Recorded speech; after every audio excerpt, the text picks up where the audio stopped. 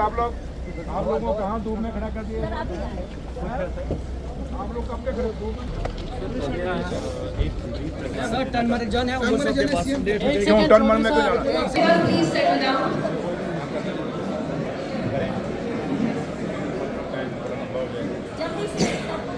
A very good morning to all those present. Our Honorable Director of Skill Development, Dr. O.S. Ahmed. It is a great honor and privilege to warmly welcome you to Myanmar for the future. We sincerely thank you for your continued support towards technical education, especially for providing new machinery and equipment for our workshops and laboratories. These facilities, I request Vijay sir to give a presentation about the departments of our institution. But before that, बल्कि इस institution की बेहतरी के लिए जो बात रखेगा इसलिए आप बोल सकते हैं। आप हाथ खड़ा करके अपना माइक मांग सकते हैं। चलो मुझे अकेले में प्रेजेंट कर देना अगर नहीं बोलना चाहते तो। Actor skill and partner. Narendra Kumar ji, chief engineer PWD.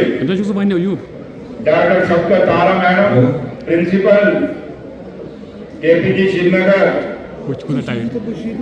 मेरे साथ आए ऑफिसर्स, फैकल्टी मेंबर्स। यार आप लोग बैठ जाइए, हमें चुप करा लूंगा, आप लोग बैठ जाओ अपना। मैं जानता हूँ इनको चुप हो जाएंगे, आप लोग ज्यादा डिस्टर्ब करेंगे। मेंबर्स, मेरे प्यारे बच्चों और बच्चियों, आज आपके बीच में आने का मौका मिला और आज 1.5 साल हो गए उमर अब्दुल्ला सरकार बने हुए। और जब भी मैंने मीटिंगें ली आपके बारे में मैं हमेशा पूछता रहा।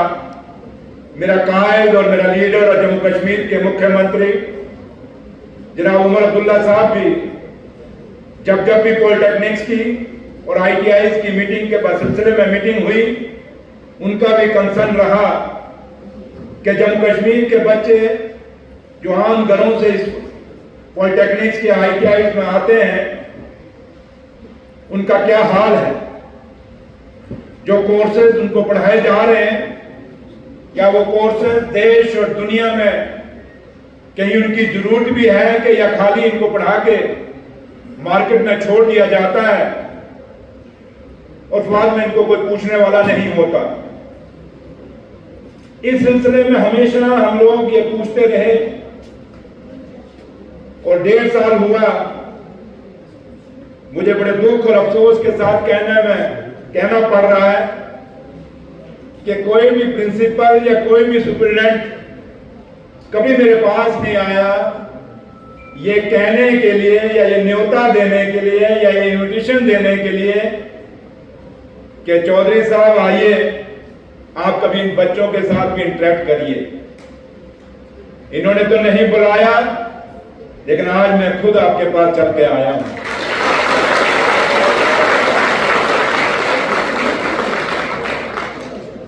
आप जम्मू कश्मीर का फ्यूचर हैं,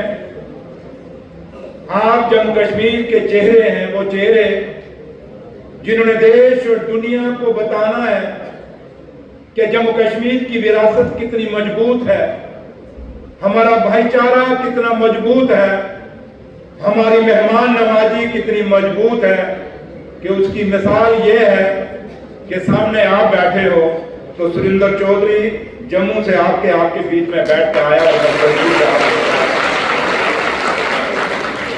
ये प्यार है हमारा। इसी प्यार के लिए हम जाने जाते हैं। मुझे फख्र है कि आज आपको एक बड़े काबिल और बड़ा जमीन से जुड़े हुए डायरेक्टर साहब मिले हैं। डॉक्टर ओवैस IAS ऑफिसर हैं। हमारे लिए फख्र है कि जम्मू कश्मीर में आज काफी हमारे IAS ऑफिसर हैं और ये आपके बीच में से हैं। एक आम परिवार के उस बॉर्डर के इलाके से निकल के आए हैं और देश का सबसे बड़ा इम्तिहान इन्होंने पास किया है। उनके बच्चे हैं। प्यारे बच्चों, सुरेंद्र चौधरी भी एक बड़े आम परिवार और छोटे से परिवार से निकला है। एक गांव से निकला है, नहीं है आपकी मंजिल, आपकी बहुत दूर है। आप छोटे हो आज की डेट में।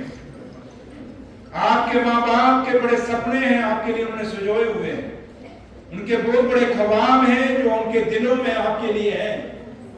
वो माँ जब बचपन में थे, जब आप ये मेरा टूर है, बड़ा आम टूर है, क्योंकि मेरे 1.5 साल मेरी मिनिस्ट्री को हो गई, मैं इंचार्ज मिनिस्टर हूँ। मैं इन बच्चों के बीच में नहीं आ सका था, और क्योंकि ये बड़े इंपॉर्टेंट सब्जेक्ट हैं, स्किल से जुड़ा है और यहाँ से हमारा हुनर बनेगा। इन बच्चों ने सीखना, ये पॉलिटेक्निक्स ITIs हमारे स्किल बच्चों को तैयार करते हैं, तो लिहाजा उसी सिलसिले में आया था। मैं बच्चों से इंटरेक्ट करना चाहता था, उनको मौका दिया है, लेकिन उनके जो प्रिंसिपल हैं उनकी अपनी डिमांड्स बताई हैं, तो लिहाजा कुछ चीज़ें मैंने अनाउंस कर दी हैं, कुछ बोल दी हैं, लेकिन तवज्जो दी जाएगी। मकसद एक ही है मेरे कायद और जम्मू कश्मीर के मुख्यमंत्री जनाब उमर अब्दुल्ला साहब की, कि हमारे जो पॉलिटेक्निक्स और ITIs हैं इनमें अच्छे सब्जेक्ट लाए जाएँ, अच्छे कोर्सेज लाए जाएँ, जिससे बच्चों की अच्छी पढ़ाई हो और ये बच्चे अपना रोजगार ढूंढ सकें।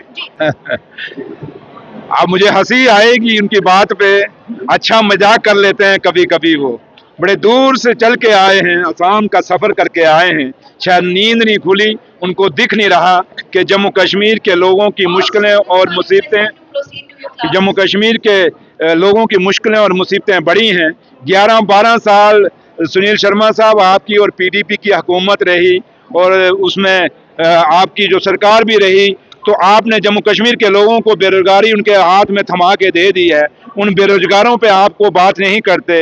आप बच्चों की, आप जम्मू कश्मीर के लोगों के जो बेसिक ज़रूरतें हैं हॉस्पिटल के अंदर, आपका जल जीवन मिशन फ्लॉप हो गया, आपके दौर में हुआ था, आपने उस पर बात नहीं करते कि जल जीवन मिशन आज खड़ा हुआ लेकिन लोगों को पानी नहीं मिल रहा। आप हॉस्पिटल आपके टाइम में थे, उनको हम ठीक करने की कोशिश कर रहे हैं। वो शॉर्टेज ऑफ स्टाफ है। आज आपने जो टीचर्स हैं उनकी पोस्टें फ्रीज कर दी, नए टीचर लग नहीं सकते। हो सकता है आप में से भी कई लोग टीचर अगर पोस्ट अगर निकलती तो आप अप्लाई करते, शायद यहाँ इस मीडिया को छोड़ देते, लेकिन वो जब पोस्टें ही फ्रीज हो गई तो आप उधर नहीं जा सके। इस पे सुनील शर्मा साहब बात नहीं करते। दुख आता है जब वो ऐसी बातें, सिर्फ उनको एक ही मकसद है कि सरकार गिरानी है, सरकार गिरानी है। भाई सरकार गिर जाओ तो हम कौन से गिराओगे? हमें लोगों ने चुन के भेजा है, हम कोई नॉमिनेटेड नहीं है, हम कोई सिलेक्टेड नहीं है, हम इलेक्टेड है और हिंदुस्तान की डेमोक्रेसी के मुताबिक जीत के आए हैं। हम हिंदुस्तान के आइन के नीचे जीत के आए हैं। हम बाबा साहब भीमराव अंबेडकर के उस आइन के नीचे जीत के आए हैं जहां लोगों ने वोट डाल के हमें यहाँ बचाया है। ठीक है, अगर वो कहते हैं कि हम खरीद फरोख्त कर लेंगे, MLA मेरे कनेक्ट में, तो खरीद लें जनाब जो बिकते हैं। जहां तक नेशनल कॉन्फ्रेंस के MLA का है, ये शेर कश्मीर शेख मोहम्मद अब्दुल्ला की पार्टी है और ये लोग एक असूलों से जुड़े हुए लोग हैं। नेशनल कॉन्फ्रेंस के MLA ये एक विजन से जुड़े हुए लोग हैं, इतने सस्ते नहीं कि आप खरीद लेंगे। लेकिन अगर आप कहते हैं हम खरीद लेंगे तो जनाब खरीद लो, जो खरीदेंगे उनको लोग जवाब दे लेंगे। तो इसलिए मैं आज जब आप ये बात मुझे पूछ रहे हैं कि सुनील शर्मा साहब कह रहे हैं कि हमारे सरकार हमारी यहाँ वेंटिलेटर पे है, तो भैया अगर वेंटिलेटर पे है तो 12 साल आप कौन से वेंटिलेटर पे थे? जरा जवाब जम्मू कश्मीर के लोगों को दे दीजिए। Thank you. चलो फिलहाल तो 29 तक हम हैं, जब उसके बाद वो आप लोगों ने देखना, मीडिया ने देखना, आप लोग वोटर भी हैं। ये तो वोटरों ने देखना कि कमल खिलाना, हल चलानी है या कौन सा चलाना, ये तो लोगों का फैसला है। तो इसलिए मैं इस पे तो नहीं कह सकता, लेकिन इतना जरूर है कि हम अपने कामों की तरफ तवज्जो दे रहे हैं। हम ये नहीं देख रहे कि वो कौन क्या कह रहा है। हमारा मकसद एक ही है, जो मैंडेट हमें मिला उस मैंडेट के मुताबिक हम काम। अच्छी बात है, अच्छी बात है, लेकिन इसमें पुलिस का बड़ा रोल है। खाली हम कहें कि खाली एक दिन हम ये कर देंगे नशा मुक्त के लिए एक रैली निकाल देंगे, उससे बात नहीं चलेगी। LG साहब ने अपना, ठीक है, उन्होंने एक इनिशिएटिव, अच्छा इनिशिएटिव लिया है, उमर साहब ने भी एक अच्छा इनिशिएटिव लिया है, लेकिन इसमें सबसे बड़ा पुलिस का रोल है। आपको आपकी एजेंसी स्ट्रेंथन करनी होंगी। आपकी एजेंसीज जो हैं, चाहे वो CID है, जो भी इंटेलिजेंस है, उसको स्ट्रेंथन करिए। क्या उनको पता नहीं है कौन कौन नशा बेच रहा है? उनको नहीं पता। आप खाने वाले को पकड़ रहे हो, आप बेचने वाले को तो पहले पकड़ लो। जो बेचने वाले, और खाली मकान गिराने से कुछ नहीं बनेगा। अब जरूरी नहीं कि मैं, अगर मेरा बच्चा कल जाके, माँ बाप को थोड़ा पता है मेरा बच्चा जाके वहाँ नशा बेच रहा है, उससे हम या रिश्तेदारों को आप उनके मकान गिरा दोगे। अब एक बच्चा घर में गंदा है, उसके कारण आप पूरे घर को सजा दो, वो भी कोई तरीका नहीं है। हाँ, ये जरूर है कि जो नशा जो लोग बेच रहे हैं उनके खिलाफ सख्त से सख्त कार्रवाई करने की जरूरत है। उसके लिए हम वो भी देखते हैं, वो पुलिस अरेस्ट करती है, वो जमानत लेके आ जाते हैं। तो इसलिए ये बड़ी चीज़ें हैं, और खाली नशा इससे नहीं रुकेगा, खाली हम नारा मार देंगे या जैसे मैंने भी यहाँ भाषण दे दिया तो इससे नशा रुकेगा। ये लोगों को अपनी जो लोग ज़्यादा नशे पे बात करते हैं, पहले उनको अपनी अंतरात्मा में देखना होगा।